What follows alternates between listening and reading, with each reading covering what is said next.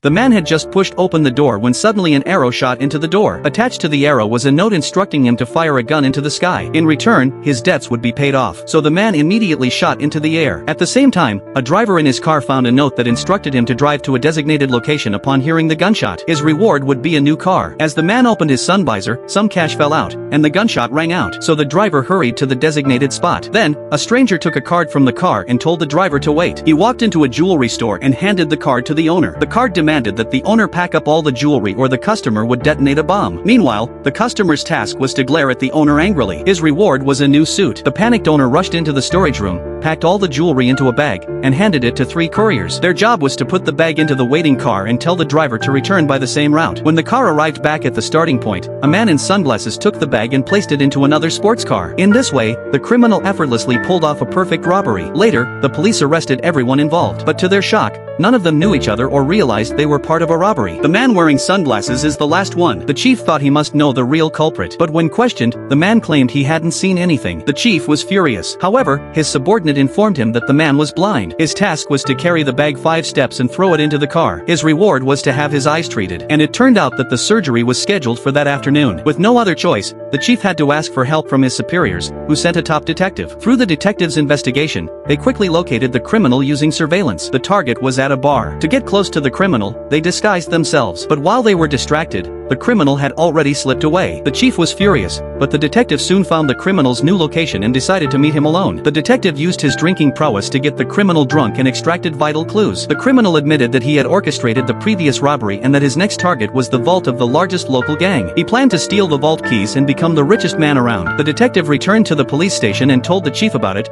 also providing a perfect plan. The chief was excited and decided to cooperate with the detective's plan. So, will they succeed?